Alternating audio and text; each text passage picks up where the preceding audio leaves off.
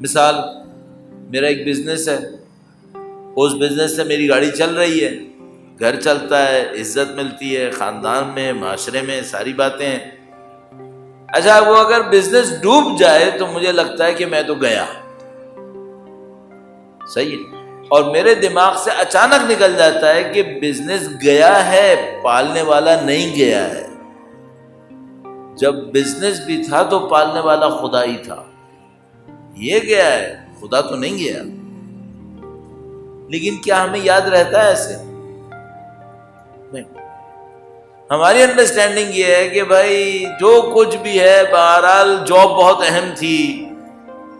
جو لوگ پاکستان سے باہر ہیں، کچھ کما رہے ہوتے ہیں نا، ان کے سامنے ذرا سا ذکر کر دو کہ تمہارا ویزا کینسل ہونے والا ہے، تم پاکستان جاؤ گے، اس کا چہرے کا رنگ اتر جاتا ہے۔ اچھا، اگر یہ ہو گیا تو کیا ہوگا؟ اب وہ سوچ رہا ہوتا ہے جیسے پاکستان میں 20 کروڑ لوگ ہر روز مر رہے ہیں، شاید نئے بچے پیدا ہوتے ہیں 20 کروڑ۔ بھائی جو پاکستان میں رہ رہے ہیں ان کو خدا پال نہیں رہا ہے کیا؟ جو خدا وہاں تمہیں رزق دے رہا ہے وہ خدا تمہیں کہیں اور بھی رزق دے سکتا ہے، یہ کھوپڑی میں نہیں آتی ہے۔ یہ لگتا ہے کہ بس یہاں پہ ہوں گے تو خدا دے گا، ورنہ یہاں سے نکلے تو مارے گئے۔ اب اس سے کوئی پوچھے تمہارا رب کون ہے؟ تمہارا رب تمہارا وہ ویزا ہے، تم اس کو رب سمجھ لو۔ تم نے دینے والا ہاتھ دیکھا ہے لیکن پیچھے اس خدا کو نہیں دیکھا جس نے یہ ہاتھ خلق کیے، نہیں دیکھا۔ ہم سب ایسے ہی ہیں۔ اب مجھ کو پوچھے مجھ سے رب کون ہے، میں کہوں گا اللہ، اور 50 میں نے بت اپنے دل میں بنا کے بٹھائے ہوئے ہوں گے جو میرے رب بنے ہوئے ہیں۔ اسے کھرچیں، عقائد پہ غور کریں، ہم لوگ کس کو رب سمجھ رہے ہیں؟ آیا خدا پہ اعتماد کر رہے ہیں یا نہیں کر رہے ہیں؟ مثلا جیسے ہی میں کسی مشکل میں پڑوں گا، مثال کے طور پر میری سمجھ میں آئے گا میں فلاں کو جاننے والا ہوں نا، اسے کال کروں گا، تو میں نے اپنا محافظ کسے سمجھا ہے؟ زبان سے تو سب کہتے ہیں اللہ حافظ، اللہ حافظ، خدا حافظ، لیکن حافظ کس کو سمجھا تھا؟ حافظ اس بندے کو سمجھا تھا جس کو مشکل میں کانٹیکٹ کروں گا۔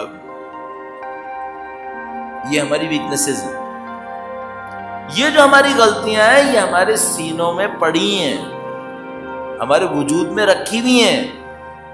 جب ہم کسی کریٹیکل کنڈیشن میں پھنسیں گے حضرت حور کی طرح اور اس بدبخت عمر سعد کی طرح، نعوذ باللہ تعالیٰ، وہ اندر جو کچھ ہوا برا ہوا، پھر مارکا بہت خطرناک ہے، پھر معاملہ خطرناک۔ روٹین تو چل جائے گا لیکن روٹین سے ہٹے۔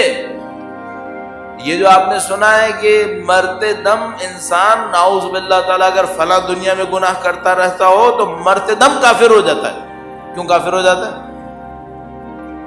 مرنے سے تھوڑی دیر پہلے وہ اندر والا انسان باہر آتا ہے، وہ کفر دکھاتا ہے۔ ایک واقعہ میں ذہن میں آتا ہے، آپ کی خدمت میں عرض کروں، آج بھی بہت وقت ہو گیا، مکارم اخلاق کے جملے آج تو پڑھنے ہی پڑھنے انشاءاللہ۔ درود بھیجے گا محمد و آل محمد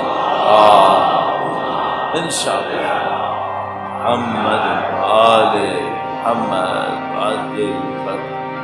جہاں تک مجھے آتا ہے آیت اللہ العظمیٰ مہارشی نجفی کہ ان کا واقعہ تھا، کتابوں کے عاشق تھے وہ۔ آپ نے دیکھا ان کی لائبریری قم کے اندر بہت بڑی لائبریری، عظیم الشان، کتابوں کے عاشق تھے، اور کچھ کتابوں کو اتنا پسند کرتے تھے اپنی زندگی میں کہ ان کو لائبریری کو ڈونیٹ نہیں کیا تھا، اپنے سرہانے رکھا ہوا تھا۔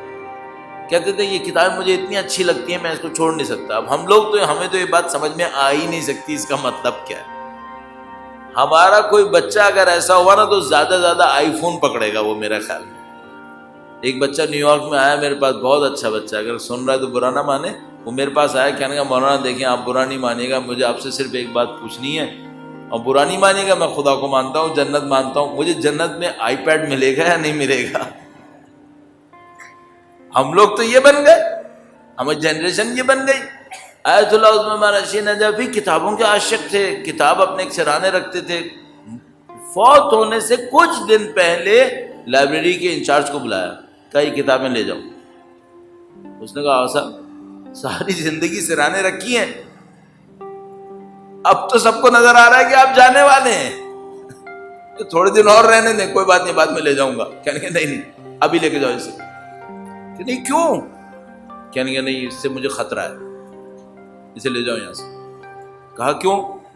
اس موقع پر اس ٹائپ کا واقعہ شیئر ہوا، شاید انہوں نے سنایا، کسی نے اس واقعے کو دیکھ کے لکھا تھا۔ کہ ایک آدمی مر رہا تھا، سب لوگ جمع ہو گئے اس کی اطراف میں، اس کے پاس کچھ پیسہ جائیداد وغیرہ بھی تھی، تو مرتے وقت لوگوں نے اس کو کہا کہ بھائی تم مر رہے ہو، کلمہ پڑھو، شہادت دو، گواہی دو اللہ کی، نبی کی، امام کی۔ وہ کہنے لگتا تھا اشہد ان لا، وہ نہیں پڑھنا، وہ نہیں پڑھنا۔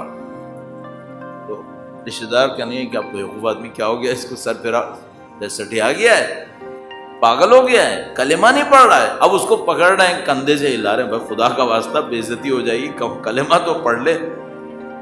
اور وہ جیسے کہنا اشہد ان لا الہ، پھر رک جاتا تھا، پھر ایک جگہ پہ دیکھتا تھا، پھر اس سے کہتا تھا مت پڑھ مت پڑھ، ٹھیک ہے۔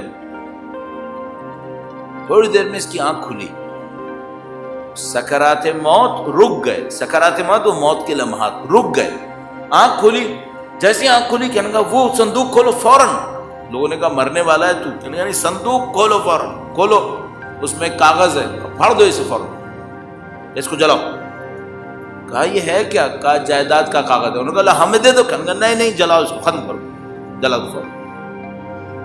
انہوں نے کہا پاگل ہو گیا کیا؟ کہنے کا نہیں میں پاگل نہیں ہوا ہوں، میں جب کلمہ پڑھنے لگتا تھا نا ایک شیطان وہاں کھڑا ہوتا تھا اور مجھ سے کہتا تھا کلمہ پڑھا تو میں یہ پھاڑ دوں گا، دیکھ تیرے بچوں کی جائیداد ہے، اور میں رک جاتا تھا، اس سے کہتا تھا پھاڑو نہیں، میرے بچوں کے کام آئے گا، یہ بدبخت مجھے کافر کر دے گی جائیداد، اس کو پھاڑ دو فوراً۔ انسان کے دل میں جو اٹیچمنٹس ہوتے ہیں نا، یہ مرتے وقت مرنے بھی نہیں دیتے ڈھنگ سے، بہت ٹف۔ یہ جو مرنے سے پہلے اس کو شیطان کہہ رہا ہے کہ تو مر گیا تو میں تیری جائیداد پھاڑ دوں گا، جلا دوں گا، تیرے بچوں کے کام نہیں آئے گا، یہ بار بار کہہ رہا ہے مت پھاڑ مت پھاڑ، کلمہ نہیں پڑھ رہا، یہ توحید ہے۔ توحید ہوتی تو یہ ہوتا۔ البتہ اس بندے میں کوئی خوبی ہوگی، خدا نے اس کو سیکنڈ چانس دے دیا۔ آدمی ہوشیار تھا، اس نے کہا ویسے اس سے پہلے کہ یہ بدبخت شیطان پھر آئے دوبارہ پھاڑنے کی دھمکی دے، اس کو جلاؤ، ختم کرو معاملے کو۔ جلا دیا، پھر دوبارہ سکرات موت آئی، اب الحمدللہ کلمہ پڑھا سکون سے، ختم، جیت گیا۔ اس سے پہلے کہ ہم اس کنڈیشن میں آئیں، اپنے اوپر کنٹرول کر لیں۔ دیکھیں ہماری اٹیچمنٹس کہاں پر ہیں۔